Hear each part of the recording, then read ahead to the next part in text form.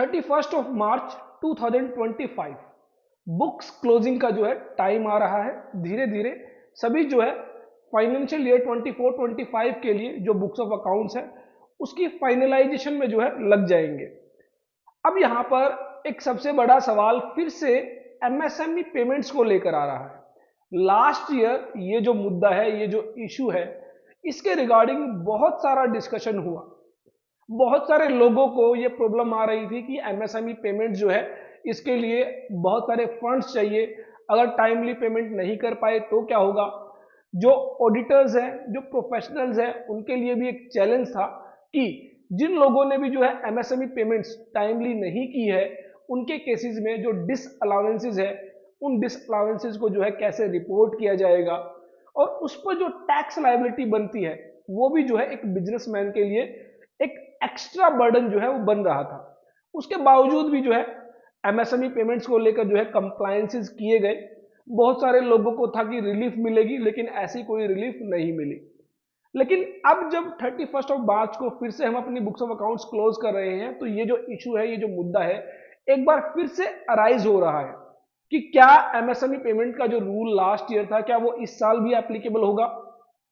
और यहां पर 15 दिन और 45 दिन को लेकर जो है लोग बहुत ज्यादा कंफ्यूज है, बहुत बड़ी गलती कर रहे हैं। 45 दिन के अंदर आपने अगर पेमेंट कर दी है उसके बावजूद भी वो पेमेंट डिसअलाउ होगी। बहुत सारे ये लोग गलती कर रहे हैं। इसी बात को लेकर जो है हम डिटेल में डिस्कशन करेंगे।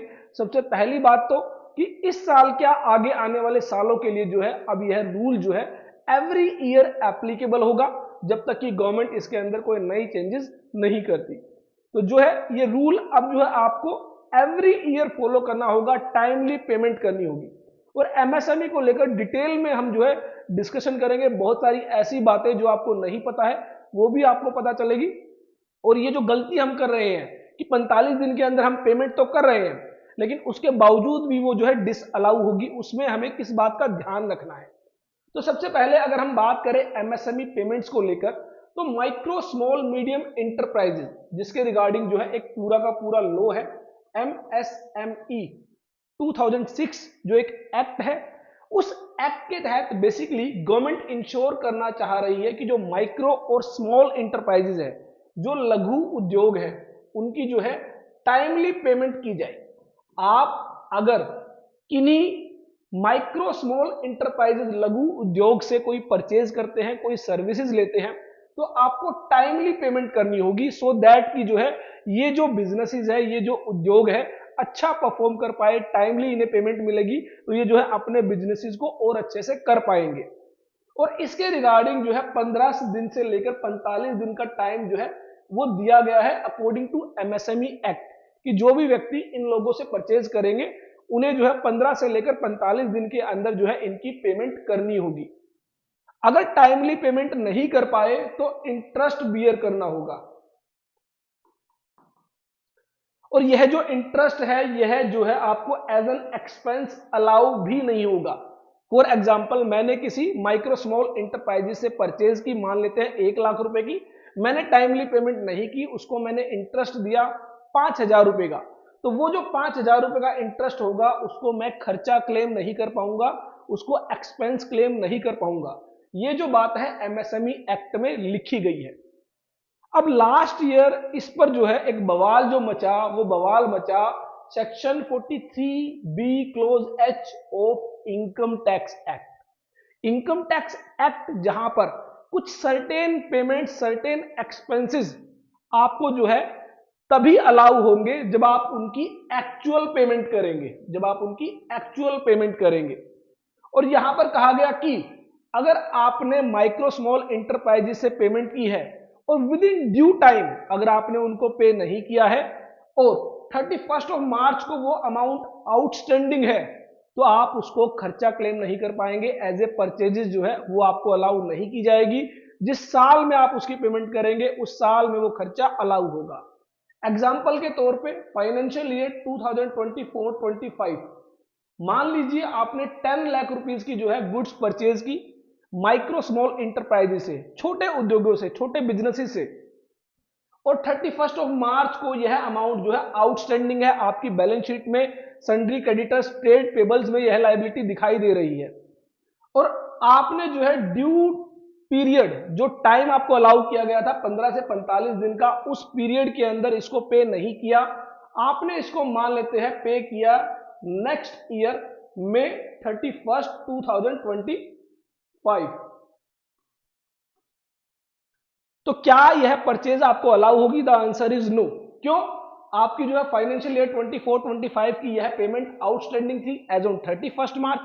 आपने ड्यू पीरियड के अंदर इसको पे नहीं किया, आपने इसको 45 डेज के बाद पे किया। तो यह जो खर्चा है आपको फाइनेंशियल ईयर 24-25 में अलाउ नहीं होगा। कब अलाउ होगा? फाइनेंशियल ईयर 2025-26, जिस साल में आप यह पेमेंट करेंगे, दैट इज 31 ऑफ मई 2025, जो कि नेक्स्ट फाइनेंशियल ईयर में फॉल करता है। अब यहीं पर कुछ लोग गलती क्या कर रहे हैं कि 31 मार्च को जो पेमेंट आउटस्टैंडिंग है वो मान रहे हैं कि मान लीजिए हमने पेमेंट कर दी 30 अप्रैल को, इट मींस हमने 45 डेज के अंदर पेमेंट कर दी है, तो ये हमें अलाउ हो जाएगी। The answer is no. ऐसा कहीं नहीं लिखा कि ये जो 45 दिन है आप जो है from the end of the financial year count करेंगे, सबसे पहली बात। दूसरी बात, अगर मान लीजिए आपने जो है 15 मार्च को यह परचेज की, तो इसका मतलब यह भी नहीं है कि आप 15 मार्च से जो है 45 डेज काउंट करेंगे। अगर आप टाइम लिमिट को अच्छे से चेक करेंगे, टाइम लिमिट को अच्छे से देखेंगे, तो माइक्रो स्मॉल मीडियम इंटरप्राइजेस के रिगार्डिंग जो पेमेंट टाइम लिमिट दी गई है 15 से 45 दिन की, उसके अंदर साफ साफ कहा गया है कि if there is a written agreement between the buyer and the MSME supplier, payment must be made within 45 days from the date of acceptance और डीम्ड एक्सेप्टेंस ऑफ गुड्स और सर्विसेज। सबसे पहली बात तो कि यहां पर रिटर्न एग्रीमेंट होना चाहिए। अगर रिटर्न एग्रीमेंट नहीं है तो 45 दिन का टाइम नहीं लगेगा, 45 दिन का टाइम आपको नहीं दिया जाएगा। लेकिन लोग क्या कर रहे हैं, इनवॉइस डेट से 45 डेज काउंट कर रहे हैं, जबकि यह रिटर्न में कहीं पर भी नहीं है कि 45 डेज आपको जो है आपके बीच में कोई एग्रीमेंट हुआ है। जो आपने गुड्स परचेज की है, तो जो सेलर है और आप जो बायर है, आपके बीच कहीं रिटर्न में कोई कम्युनिकेशन नहीं है, ना ही तो इनवॉइस पे लिखा है कहीं पर, ना ही मेल के जरिए कोई कम्युनिकेशन हुआ है, ना ही कोई रिटर्न एग्रीमेंट हुआ है। अगर आप लोगों के बीच में कोई वर्बल कम्युनिकेशन हुआ है तो आप इसको कहीं भी जो है प्रूव नहीं कर पाएंगे। डिपार्टमेंट जब आपसे कहेगा उस वर्बल कम्युनिकेशन की कोई वैलिडिटी नहीं होगी जब तक कि आपके पास वो रिटर्न में ना हो। रिटर्न में एग्रीमेंट होने का मतलब है कि चाहे आपने उसको मेल के जरिए जो है उस बात को आपस में एग्री किया हो, या फिर एग्रीमेंट के जरिए, या फिर इनवॉइस में लिखा हो कि मैक्सिमम जो है 45 डेज के अंदर आपको पेमेंट करनी है। जबकि इनवॉइस पर भी जो है ऐसा कुछ नहीं लिखा होता, वहां पर लिखा होता है with in 7 days, with in 10 days, with in 15 days.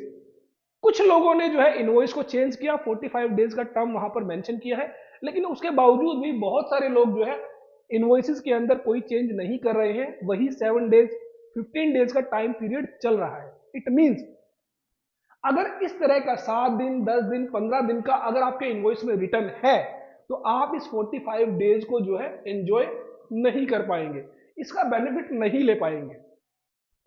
In the absence of a return agreement, payment must be made within 15 days from the date of acceptance और deemed acceptance.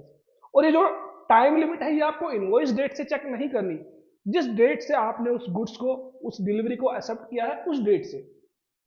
Many people wrongly assume that 45 days are available for all payments, but this is only applicable when clearly mentioned in writing.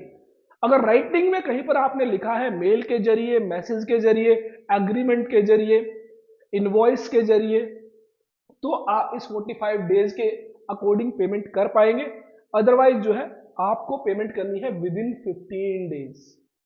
अगर कहीं पर कोई बात नहीं लिखी और जिस व्यक्ति से आपने वो माल खरीदा है, सर्विसेज ली है, वो एक माइक्रो स्मॉल इंटरप्राइजेज है, तो ऐसे में आपको विद इन 15 डेज पेमेंट करनी होगी।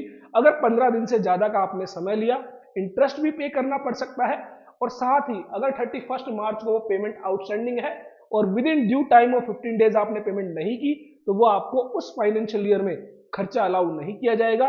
नेक्स्ट ईयर जब आप उसको पे करेंगे उस फाइनेंशियल ईयर में वो खर्चा आपको अलाउ किया जाएगा। तो ये जो है आपको यहाँ पर जो सबसे बड़ा एक कंफ्यूजन है 15 डेज और 45 डेज को लेकर, मैंने देखा है, हमने ऑडिट के दौरान भी चेक किया है कि वो जो 45 डेज का है वो एक इम्प्लाइड जो है टाइम पीरियड लेकर चल रहे हैं कि 45 डेज तो हमें अलाउ किए ही गए हैं, जबकि ऐसा नहीं है। 45 डेज का टाइम तभी होगा जब आपके बीच में कोई रिटर्न कम्युनिकेशन, कोई रिटर्न एग्रीमेंट है, अदरवाइज आपको 15 डेज के अंदर जो है वो पेमेंट करनी होगी। इसके कॉन्सिक्वेंसेज आप सबको पता ही है। माइक्रो स्मॉल इंटरप्राइजेज में कौन कौन कवर होगा? माइक्रो स्मॉल इंटरप्राइजेज, माइक्रो की बात करें जहां पर इन्वेस्टमेंट है 1 करोड़ रुपए तक की, टर्नओवर है 5 करोड़ रुपए तक की। स्मॉल बिजनेसेस के अंदर जो है इन्वेस्टमेंट है 10 करोड़ रुपीस तक की और टर्नओवर है 50 करोड़ रुपए तक की। हालांकि बजट 2025 में ये जो लिमिट्स है इनको जो है चेंज किया गया है।